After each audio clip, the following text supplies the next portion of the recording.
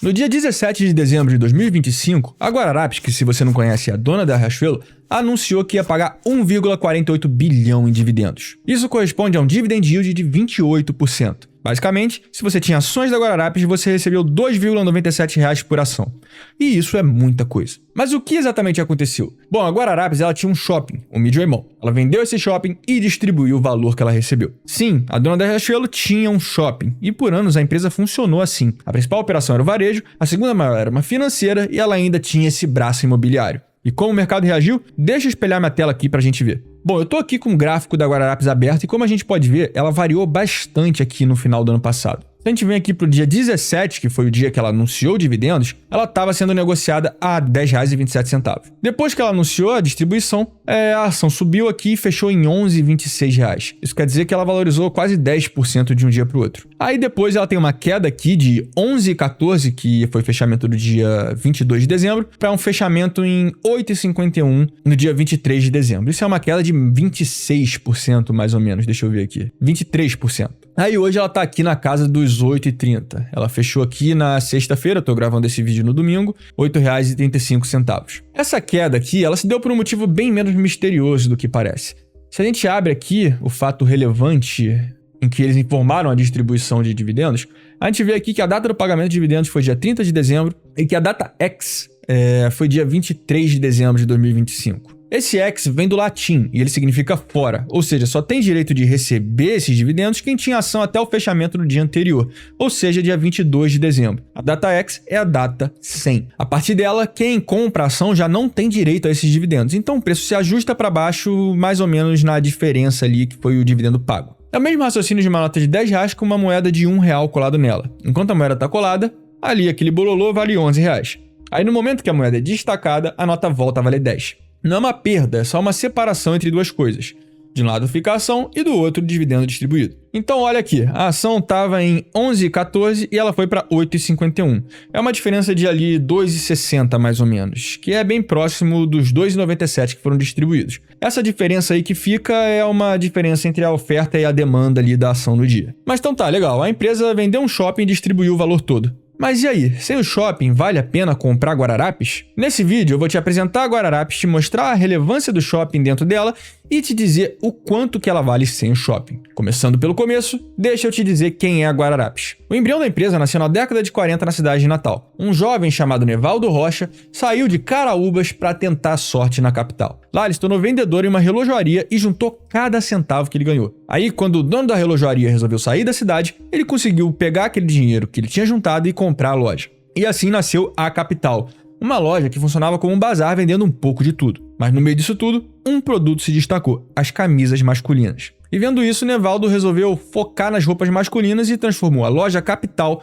na loja Seta para homens. As vendas explodiram e então Nevaldo construiu uma fábrica para fornecer para as lojas. Acabou que esse negócio de confecção cresceu mais do que a loja e ele começou a fornecer para outras lojas da região. A produção de qualidade e os preços baixos garantiram reputação para o grupo e o caixa começou a engordar. Esse sucesso todo deu origem ao Grupo Guararapes em 1956. E com grana nos bolsos, o grupo comprou vários pontos de venda e construíram uma fábrica em Natal com 2,7 mil metros quadrados que inclusive funciona até hoje. Essa foi alargada por um período que se estendeu por mais de 20 anos, no qual a empresa se dedicou quase que exclusivamente à indústria têxtil. Só que Nevaldo não estava satisfeito. Com a confecção a 1000, ele percebeu que poderia expandir os negócios se ele voltasse a dar atenção para o varejo. E assim, nos anos 70, eles resolveram fazer IPO. Com a captação, eles construíram fábricas em Fortaleza e criaram a loja Super G. Pouco depois ainda compraram a cadeia de loja Riachuelo e a Wallens para entrar no varejo com ainda mais força. Naquela época, a Riachuelo pertencia à Otton, que era controlada pelos empresários pernambucanos Arthur e Álvaro Bezerra de Mello. Mas naquela época ela não chegava nem aos pés do colosso que ela se tornou hoje. Sem muitos rodeios,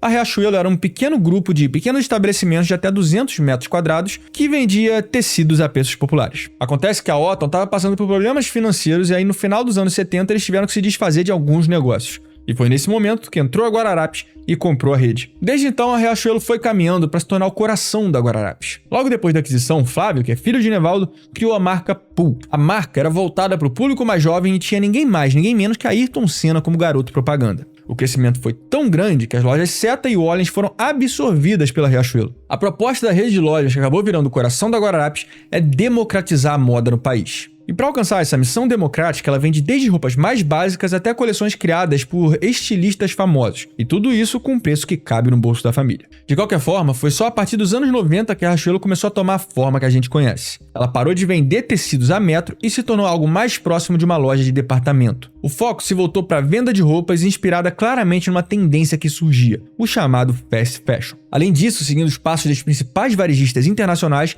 ela começou a criar marcas próprias dentro da rede, cada uma com uma identidade visual e com um público-alvo específico. Essa mudança foi um acerto e tanto. Dos anos 90 até a virada do século, o faturamento da Guararapes mais que triplicou e o modelo de negócios se inverteu. Antes, o varejo servia como um escoamento para as confecções. Com essas mudanças, as confecções começaram a trabalhar para abastecer o varejo. E aqui tem um detalhe importante. Até hoje, diferente de concorrentes como Renner e C&A, a Guararapes conta com a fábrica própria. Se ela for tocada adequadamente, essa fábrica pode ter um diferencial muito grande no resultado. Mas isso eu vou falar mais pra frente. Enfim, paralelo a esse crescimento no varejo, a empresa via a operação com cartões de crédito aumentar. Ela começou nos anos 80 e existe até hoje sob o comando da mídia financeira. E aí, nos anos 2000, a empresa deu mais um passo. Até 2005, todas as cidades do Nordeste já tinham um shopping regional, exceto a cidade de Natal. E vendo essa oportunidade, eles ergueram por cima de uma antiga fábrica de confecções o que eles chamaram de Midway Mall. E aí a gente chega na Guararapes de hoje. Ela tem um braço no varejo com a Riachuelo, ela tem um braço financeiro com a Midway Financeira e ela tem um braço imobiliário com o Midway Mall. Quer dizer, ela acabou de vender. E além disso, a empresa também comprou o licenciamento da Carter's, que é uma marca de roupas para bebê e para crianças, e também criou a Casa Riachuelo para entrar de vez na moda casa. E passando aqui, eu tenho um gráfico com a receita da empresa dividida por segmento. Como a gente pode ver, o varejo representa quase que 75% de todo o faturamento. Em seguida aqui, a mídia financeira representa quase que 24% e a Midway Mall é só uma faixinha pequena aqui do faturamento total. Depois eu vou mostrar aqui para vocês o que acontece com preço justo se a gente tira essa receita da Midway Mall da projeção. Mas antes disso, eu preciso explicar qual é o momento em que a empresa se encontra. Nevaldo Rocha foi presidente do grupo desde a fundação até 2008, quando ele decidiu passar o bastão. A saída de um representante tão emblemático pode ser preocupante em alguns casos, mas o filho e sucessor de Nevaldo, que foi o Flávio Rocha, fez um bom trabalho durante a estadia dele como CEO da empresa. Mas acabou que em 2018 ele resolveu se inclinar mais para a política e aí ele deixou o cargo, passando o bastão para Oswaldo Nunes, que era o seu cunhado. Acontece que durante essa troca de safras a empresa não andou tão bem assim. Mas o que aconteceu nesse período? Bom, eu tô aqui com um gráfico da evolução de margens. Essa primeira aqui é a margem bruta. Como a gente pode ver, ela caiu bastante em 2019 e até 2020, justamente por conta da pandemia. Mas o grande problema está aqui na margem EBIT. Como a gente pode ver, ela ficava aqui na faixa de 14% a 13%. Em 2015, ela caiu para 8,6%. Depois ela tem uma retomada aqui, que foi por conta de alguns não recorrentes, como um processo aqui que a empresa ganhou sobre o pagamento de impostos contra o governo. Enfim, fez a margem subir nesse patamar aqui, e depois ela retomou aqui a queda, e na pandemia ela chegou a ser negativa. Mas o problema aqui não foi só a pandemia. Antes disso, a empresa vinha apanhando principalmente por conta da Midway Financeira. Acontece que a empresa não estava com uma carteira de crédito adequada. Isso quer dizer que ela estava emprestando dinheiro para clientes que não tinham capacidade real de honrar os pagamentos. E com isso, os calotes foram ficando cada vez mais frequentes e a carteira foi se tornando mais arriscada. E quando esse risco de carteira aumenta, a empresa precisa provisionar mais dinheiro para cobrir perdas futuras. E essa provisão entra diretamente como despesa operacional, pressionando o EBIT. Dá uma olhada nesse gráfico aqui. Aqui já tem a margem EBIT limpa daqueles não recorrentes que eu comentei, e a gente tem a margem EBIT sem o PDD. Como a gente pode ver, essa distância aqui entre essas duas linhas, ela foi aumentando. É claro que o PDD sempre vai existir, então essa linha verde escura aqui sempre vai ser maior do que a verde clara. O problema é quando ela começa a aumentar muito, e como vocês podem ver, foi exatamente isso que aconteceu. A diferença entre as duas aqui chegou a ser de 12 pontos percentuais, o que é muita coisa. Mas é claro que a empresa não ficou de braço cruzado vendo isso acontecer, né? Eles começaram a reestruturar a carteira, venderam os créditos vencidos, reestruturaram a política de concessão de crédito, travaram o crescimento da carteira, só que aí veio a pandemia e a gente não conseguiu ver o resultado disso refletindo aqui na margem EBIT. Mas como a gente pode ver aqui, a tendência aqui agora é de que essa distância entre as duas linhas comece a diminuir. Mas enfim, depois que o caos ali da pandemia passou, Oswaldo Nunes ele resolveu se aposentar com 50 anos de empresa e foi dada a largada a uma nova fase na Guararapes. Naquele ano, o primeiro CEO de fora da família assumiu o comando da empresa. O eleito foi André Farber. Engenheiro químico de formação e com MBA pelo INSEAD, Farber tem um currículo de peso. Foram 10 anos como consultor na Bain Company, atendendo grandes nomes do varejo na América Latina, e 11 anos no Grupo Boticário, onde ele ajudou a transformar uma tradicional fabricante de perfumes em um ecossistema multicanal, digital e internacional. Recentemente, ele também foi CEO do Dafit Group, maior e-commerce de moda da América Latina. Agora, ele está à frente da Guararapes e ele não chegou devagar. Nos primeiros meses no comando, ele ouviu mais de 100 pessoas, entre analistas a gerentes de loja, para entender os desafios e as oportunidades do grupo. Desde então, ele tem guiado a companhia com base em 2 princípios simples: ouvir e construir junto. Com esse olhar atento e uma bagagem que mistura estratégia digital e chão de fábrica, André Farber assumiu a missão de modernizar o ecossistema da Guararapes, que engloba varejo, indústria e finanças, mas sem perder o DNA da companhia. Mas esse desafio é grande. Além da concorrência feroz de players internacionais como a Shein, a Riachuelo precisa equilibrar reatividade na moda, sustentabilidade na produção e a rentabilidade no negócio. A boa notícia? Os primeiros resultados sob sua liderança já animaram o mercado. A margem bruta da empresa tem subido enquanto as despesas têm sido controladas. Ao passo em que a curva de juros cair, pode ser que haja ganhos com a alavancagem operacional e menores despesas com PDD, levando a margem EBIT para patamares bem atrativos. E segundo ele, ainda é só o começo. O plano é claro: transformar a Guararapes em uma potência integrada com moda acessível, produção eficiente e serviços financeiros robustos. Mas agora, vamos aos números. Bom, eu tô aqui com o meu modelo de Guararapes aberto e esse preço aqui que eu cheguei era o que eu tinha antes da venda do shopping Midway Mall. Aqui eu vou mostrar para vocês como eu projetei os resultados da empresa e depois eu vou tirar a operação aqui da conta e vou colocar aqui o valor de venda e tirar os dividendos que foram pagos. Bom, primeiro, vamos aqui para a projeção da receita líquida da empresa. Aqui eu já tenho a receita planilhada por segmento. A gente tem aqui a Riachuelo, a Midway Financeira, a Midway Mall, a Carter's e a Casa Riachuelo. A primeira coisa que eu preciso falar para vocês é que eu projetei o Year to Go, né, que nesse caso é o quarto T de 2025, com base na sazonalidade histórica. Isso tá nessa aba aqui. Basicamente, eu tenho aqui a sazonalidade da receita das 3 operações, e aí eu vi aqui que o quarto trimestre foi 33% na operação de varejo, 31% na operação do shopping e 27% na operação da financeira. Então eu basicamente fiz uma regra de 3 aqui. Por exemplo, em varejo, eu vi aqui que ao longo dos 3 primeiros trimestres, em média, a receita representa 67% do total, que é a soma desses 3 aqui. Então, fazendo a regra de 3 com essa porcentagem aqui, eu chego na receita do quarto trimestre, que seria 33% da receita total. Fazendo isso, eu cheguei nessa receita aqui para Riachuelo, nessas receitas aqui para Carter's e para Casa Riachuelo, e eu usei a mesma estratégia para fazer a receita da Midway Financeira e do Midway Mall. Show? Até aqui ok. Para projetar a receita da Riachuelo. Bom, eu tenho uma aba aqui com todas as lojas da Riachuelo já planilhada. Aqui na projeção eu pego o metro quadrado por idade e separo aqui nessas 5 linhas. Por que eu faço isso? Essas lojas, elas levam um tempo para amadurecer e gerar a receita total que elas têm capacidade de gerar. E isso a gente vê aqui na curva de maturidade. Uma loja com 1 ano, ela gera aproximadamente 25% do total que ela tem capacidade. No segundo ano, 63%. No terceiro ano, 75% e até chegar em 100% em 5 anos. E aí, basicamente, eu atribuo peso ao metro quadrado por idade. Um metro quadrado com 1 ano representa 0,25 de um metro quadrado maduro.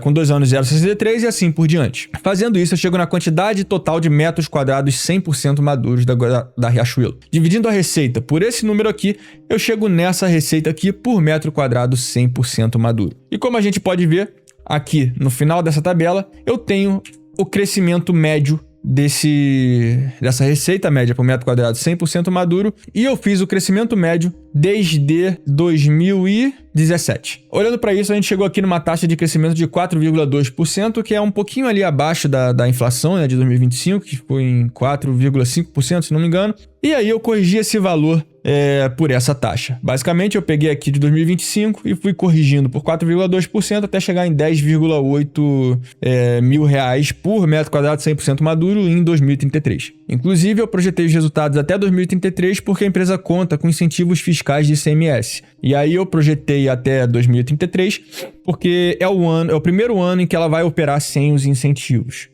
E aí eu tiro esses incentivos no final da projeção e eu posso mostrar isso para vocês depois que eu terminar de mostrar aqui a projeção da receita. Enfim, Além disso, eu projetei que a Riachuelo vai abrir 15 lojas por ano até 2033. Isso até que é conservador, porque isso dá 120 lojas e a empresa disse que tem potencial de abrir mais de 170 lojas no Investor Day, então tá ok. E eu assumi que o tamanho médio dessas aberturas vai ser de 2.000 metros quadrados por loja, que é mais ou menos aqui o que foi aberto por loja em 2024. Bom, multiplicando aqui os metros quadrados pela abertura de lojas, eu chego nos metros quadrados de um ano de cada ano projetado, e aí eu só vou somando aqui e chego aqui na quantidade total de metros quadrados 100% maduro no final da projeção. Com os metros quadrados maduros projetados e com a receita média por metro quadrado projetada, eu multiplico um pelo outro e eu chego aqui na receita da Riachuelo, que fecha aqui o nosso ano em 7 bilhões e 500, mais ou menos, e aí até o final da projeção ela chega em 12,7 bilhões. Para Carters e para Casa Riachuelo eu faço algo parecido, só que mais simplificado. Não tem tanto problema assim fazer mais simplificado, porque a operação é muito pequena, ainda não representa tanto assim do modelo. Se eu dificultar muitas coisas aqui, eu vou fazer um modelo enorme para uma diferença muito pequena no preço justo. A partir do momento em que isso começar a ser mais relevante, aí eu vejo se eu refino aqui essa projeção, né? Mas de qualquer forma aqui eu só vejo a receita por loja, ao invés de fazer por metro quadrado maduro, como eu estava fazendo ali no outro caso. E aí aqui no caso da Carters eu não estou projetando aberturas, porque elas têm aberto um número muito pequeno de lojas, então eu prefiro ser mais conservador. E eu estou corrigindo a receita por loja pela inflação, que está ali na outra aba. E aqui na Casa Riachuelo eu fiz a mesma coisa, eu não projetei a abertura de lojas. Então aqui a gente está sendo bem conservador. Caso esse cenário aqui se reverta, a gente vai ajustar aqui o nosso modelo. E a receita aqui, é claro, eu também estou corrigindo pela inflação. Multiplicando aqui o total de lojas pela receita por loja, a gente chega aqui na receita dessas duas lojas. E aqui no final de 2033, elas duas chegam aqui a mais ou menos 650 milhões de receita líquida para Guararapes. Aí descendo aqui, a gente pode ver a receita da mídia financeira. Aqui, basicamente, eu vi o quanto que a carteira de crédito tem crescido ano a ano. Cheguei aqui numa média de 5,8% e botei que a carteira vai crescer a essa taxa até a perpetuidade, fechando aqui com uma carteira de 9 bilhões em 2033. Depois eu vi qual é a receita dividida por esse volume, para chegar à receita por volume. E aí ficou aqui nessa razão. Aí depois, para chegar na receita, é só multiplicar a carteira projetada por 0,45 e aí eu chego aqui na receita total da mídia financeira, que fecha aqui em 4 bilhões em 2033. Aqui eu também projeto o PDD, mas aí eu jogo ali para DRE, a gente vai ver mais para frente. Mas a estratégia que eu usei aqui foi a mesma da receita. Eu vi o quanto que a empresa tem de PDD por volume e depois multiplicando o volume por essa razão aqui que a gente encontrou, a gente chega nas despesas de PDD da empresa. Esses valores aqui eu jogo ali para DRE e aí a gente chega na nossa margem EBIT projetada, mas aí daqui a pouco eu chego lá. Bom, além disso eu disse aqui que a empresa conta com incentivos fiscais. Esses incentivos fiscais eles representam aqui aproximadamente 2% da receita. Então, com base nisso, eu consigo chegar aqui no quanto que esses incentivos fiscais vão ser até 2033 e quando eles vencem, eu simplesmente tiro esse valor da receita para chegar na nossa receita da perpetuidade. E aqui embaixo a gente tem uma análise horizontal que é justamente para ver se as nossas projeções não estão tendo alguma variação muito bizarra, porque se tiver, pode ser que tenha algo errado. E como a gente pode ver aqui, a Riachuelo aqui representou nos últimos anos aproximadamente 70% aqui da receita total e continua assim na nossa projeção. As variações não são muito grandes também nas outras linhas, o que diz que a princípio parece que está tudo ok. Bom, com isso tudo a gente chegou aqui numa receita final de 17,7 bilhões para Guararapes em 2033, isso saindo de uma receita de 10,7 em 2025. Se a gente olhar aqui, isso dá mais ou menos um crescimento de 6 a 7% ao longo dos anos, o que não é lá tão grande assim. Se a gente olhar para trás, a empresa, por vários anos aqui, apresentou um crescimento, de 15% ou até mais. Então, a gente está sendo até que conservador aqui em nossas projeções, mas aqui na Varos a gente se costuma ser sempre conservador, que se a gente errar, a gente erra para baixo. A gente não vai botar um valor aqui absurdo e se a gente vê potencial mesmo com projeções conservadoras, é um ótimo sinal de que é um bom investimento. Bom, com a projeção da receita, a gente pode vir aqui para DRE mais DCF, que é onde fica aqui o restante da projeção. Bom, primeiro de tudo, a gente tem que projetar o lucro bruto da empresa. E aí a gente consegue dividir o lucro bruto em 3. No de venda de mercadorias, no da mídia financeira e no Midway Mall. Deixa eu dar um zoom aqui porque eu acho que não tá dando para ver. Beleza. O que tá acontecendo aqui? Como vocês podem ver, essa margem aqui da venda de mercadorias, ela ficava aqui no patamar de 53, 54, 55% e ela foi caindo. Agora ela voltou a aumentar. Bom, além de todas as implementações que as varejistas estão fazendo por aí, como usar inteligência artificial para tentar prever demanda, para ajudar na precificação, para acertar nas coleções, a Riachuelo ela conta com a fábrica própria. E uma das missões do André Farber, né, que está ali como posto de CEO agora, é tentar otimizar o uso dessa fábrica. Ele está vendo o que vale mais a pena produzir na fábrica e o que vale mais a pena pegar de terceiros, seja sourcing nacional ou internacional. E o grande lance de você usar bem a fábrica é que a fábrica ela tem uma estrutura fixa e ela funciona 24 horas por dia praticamente. Se você produzir uma peça ou 100 peças, a fábrica vai estar lá ligada. Então a melhor coisa que você pode fazer é produzir mais peças. Quanto mais você produz, mais a parte fixa dos custos é diluída e essa margem vai aumentando. Ela já está aqui no patamar de 54% e pode ser que ela aumente ainda mais. Só que para evitar uma projeção que extrapole a realidade, a gente tende a deixar o mais próximo da atual em nossas projeções. No nosso ano aqui, a projeção está fechando com uma margem bruta de mercadorias de 53%. A gente basicamente usou esse 53% ao longo da projeção, ou seja, a gente não está considerando que essa reestruturação da fábrica, do sourcing da empresa vai acontecer. Caso a gente veja um cenário aqui se revertendo, a gente vai ajustando aqui a nossa margem, mas por enquanto a gente vai manter nesse patamar. A gente fez a mesma coisa aqui com a Midway financeira, a gente deixou a margem dela aqui em 82%, e como vocês podem ver, isso aqui está bem próximo do que ela sempre entregou. Então tá tranquilo. E o Midway Mall tinha uma margem de lucro aqui de 100%, a gente só manteve aqui em 100%. Fazendo isso, a gente chega aqui numa margem EBIT de 60%, 60,23% ao longo da projeção. Descendo para despesas,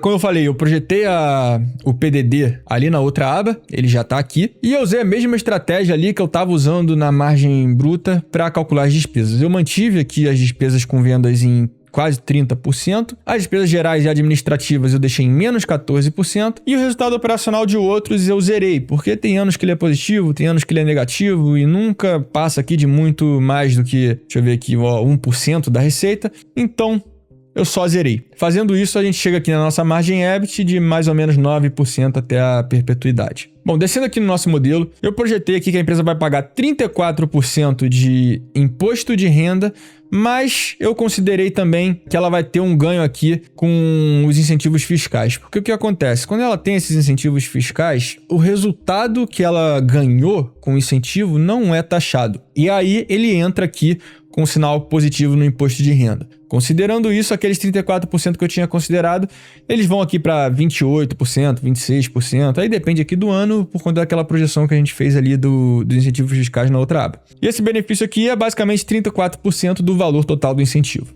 Então, a gente chegou aqui nessa alíquota efetiva para Guararapes. Depois, para chegar no fluxo de caixa, a gente projeta a depreciação e amortização do arrendamento, a taxa de reinvestimento da empresa, que ficou aqui em aproximadamente 37% do NOPAT. Aí, descendo aqui, a gente tem o NOPAT da empresa, que é basicamente o EBIT tirando o imposto de renda que foi pago, e a partir dele a gente calcula o nosso fluxo de caixa livre, porque a gente usa o Free Cash Flow to the Firm. Inclusive, se você quiser conhecer mais, entender mais sobre Valuation, eu recomendo que você faça o nosso curso Valuation do Zero Avançado.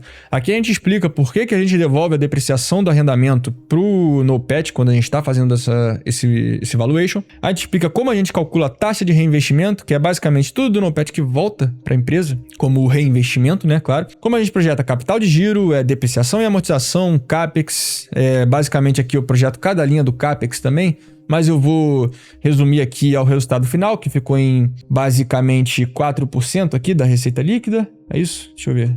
Não, desculpa. O CAPEX ficou em... Eu não tenho essa linha aqui. Olha, ele ficou aqui em aproximadamente 6% da receita líquida. E aí, com o CAPEX, com a depreciação e amortização, com a variação do capital de giro e com a depreciação do arrendamento, eu posso chegar no nosso fluxo de caixa livre. Mas tem mais um detalhe aqui. A empresa ainda tem imposto de renda a compensar sobre prejuízo. A gente devolveu isso aqui para o nosso fluxo de caixa. Fazendo isso, a gente chega nesse fluxo de caixa aqui e somando todos esses valores e o valor da perpetuidade, que é basicamente o somatório de todos os fluxos de caixa até o fim dos tempos, a gente chega no valor da empresa. A gente pega essa soma aqui, joga ali para a aba da dashboard e fazendo isso a gente chega aqui no nosso fluxo de caixa da empresa, né?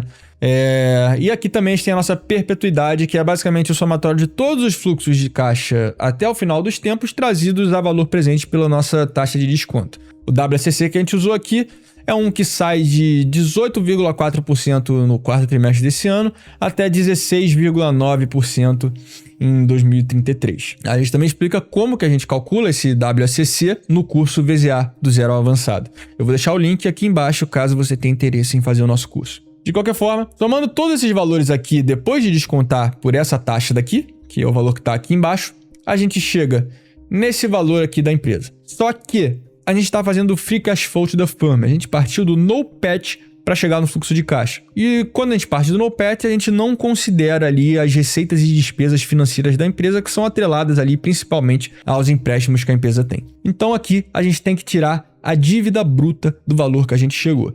Eu já calculei também essa dívida bruta e ela está aqui na casa de 3,2 bi. E além disso, a gente também tem que somar os ativos não operacionais, que aqui eles são basicamente o caixa da empresa, tirando o caixa que ela precisa para manter a operação, né? A gente chama de excesso de caixa. E a gente também tira daqui a diferença entre os depósitos judiciais e os valores que a empresa potencialmente vai pagar nos processos que ela tem hoje, que já estão provisionados. Aí, basicamente, a gente pega o valor da firma, tira essa dívida bruta, soma os ativos não operacionais e aí que a gente chega num valor para a empresa de 5,6 bilhões para Guararapes. Isso aqui daria um valor para ação de R$ 11,31. Só que a gente ainda tem que tirar o valor da Midway Mall dessa conta aqui. A primeira coisa que eu vou fazer, eu vou vir aqui na projeção e vou simplesmente zerar toda a receita do Midway Mall a partir de 2025. Eles venderam ali no final de dezembro, então vou assumir aqui que eles ainda vão ter a receita de dezembro. Vou só deletar, beleza? Se a gente vier aqui na DRE, a gente já vê aqui também que a margem bruta, né, como ela estava sendo calculada em cima da receita, já ficou zerada também. E aí, até o nosso fluxo de caixa, esse valor já sumiu. Se a gente vir aqui para dashboard, a gente vê que o valor da ação caiu aproximadamente R$1. Só que essa venda gerou caixa. A primeira coisa que a gente deveria fazer aqui é somar o caixa que a empresa gerou com a venda. A primeira coisa que a gente vai ter que ver é o valor total da venda no final e ver o quanto que ela teve de ganho de capital no shopping, porque ela vai ter que pagar um imposto de renda em cima desse ganho de capital. Então agora eu vou pegar aqui quanto que ela conseguiu na venda, qual era o valor contábil do shopping para calcular a diferença nesse ganho e depois de fazer isso tudo a gente ainda tem que tirar os dividendos que foram pagos. Certo? Bom, então vamos lá. Eu já calculei aqui isso tudo aqui embaixo. Mas antes, deixa eu mostrar para vocês o fato relevante com a venda. Tá, então vamos lá. Primeira coisa que a gente vê aqui. O valor total da transação é 1,6 bilhões. A primeira parcela foi de 805 milhões paga à vista. E o saldo remanescente do preço de aquisição, que seria pago em 4 parcelas anuais no aniversário da data de fechamento, será liquidado no dia 29 de dezembro de 2025, como resultado de uma operação de antecipação das parcelas futuras que a Riachuelo contratou junto ao BTG Pactual, descontada a uma taxa de IPCA mais 10,57 ou NTN-B mais 2,05 ao ano. O que aconteceu aqui? A empresa recebeu uma parcela aqui de metade do valor total à vista e o restante ela ia receber em 4 anos, ao longo de 4 anos. Só que ela antecipou esses recebíveis. Basicamente, ela vendeu o direito de receber esse valor para o BTG, descontado a uma taxa aqui que eles estabeleceram, que vai ser essa ou essa daqui. Ela fez isso justamente para gerar caixa mais rápido, poder distribuir esses dividendos antes que, eventualmente, esses dividendos possam ser taxados com a reforma tributária. Então, beleza. Voltando aqui para nossa aba, a gente tem aqui parcela à vista, 805 milhões, e as parcelas remanescentes, 805 milhões. Então, basicamente, eu peguei aqui a parcela à vista de 805 milhões e botei aqui embaixo as parcelas remanescentes divididas por 4, né? E aí eu descontei pela taxa que diz lá no fato relevante. No caso, a taxa que eu usei foi IPCA mais 10,57%. Eu botei o IPCA do fechamento de 2025 aqui, e aí eu cheguei nessa taxa de desconto. Então, basicamente, aqui eu estou descontando essas parcelas aqui pela taxa de acordo com o ano que ela seria pago. Fazendo isso, o valor ficou aqui em aproximadamente 1,38 bilhões.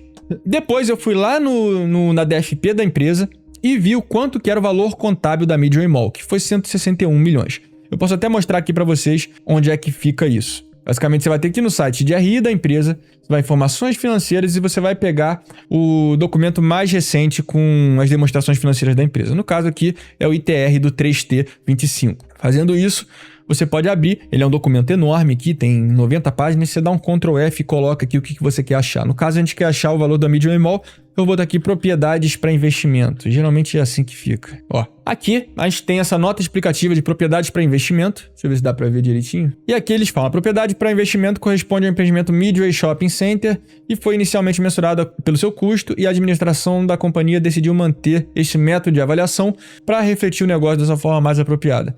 E aí o saldo que está aqui é de 161 milhões 777 mil. E aí foi esse valor que eu taquei aqui. E aí, para calcular o ganho de capital, eu basicamente peguei a soma desses dois valores aqui e eu tirei a diferença com o valor contábil do Midway Mall. Eu não peguei o valor descontado porque o valor da venda foi 1,6 bilhões e não o valor com a parcela descontada. Fazendo isso, a gente chegou aqui num ganho de capital de quase 1,5 bi. Jogando aqui a alíquota de imposto de renda, a empresa pagou um imposto de 350 milhões quase. E o caixa gerado ficou aqui em 1,03 bilhões. E aí, o que eu vou fazer aqui? Basicamente, eu vou somar aqui na venda do Midway Mall o caixa gerado. Só que a empresa pagou os dividendos e já saiu do caixa, né?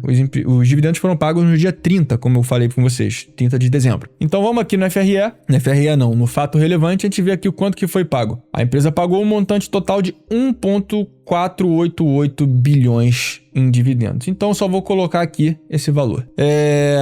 Aí o valor do equity aqui, como vocês podem ver, eu estou pegando o valor da firma, tirando a dívida, somando os ativos operacionais, somando o valor da venda da Midway Mall e tirando os dividendos. Fazendo isso, a gente chega no valor da ação aqui de R$ 9,33. O que dá aqui um upside, isso aqui está desatualizado, né? Deixa eu atualizar. Dá um upside de 12% para Guararapes. E aí? Vale a pena investir em Guararapes agora, sabendo que o preço dela é esse? Bom, para um upside de 12%, no cenário que a gente está agora, eu acho um pouco arriscado. Por quê? Eu não sei se vocês já viram o meu último vídeo que eu soltei falando de C&A. Saiu uma matéria no Brasil Journal da empresa falando que ela teve um same-store sales de 0% no quarto trimestre de 2025. E isso é um cenário bem preocupante para o varejo no geral. A C&A, entre as concorrentes, era que estava apresentando os melhores resultados ao longo do ano de 2025. E uma porrada dessa no resultado da C&A pode indicar um desaquecimento da economia como um todo.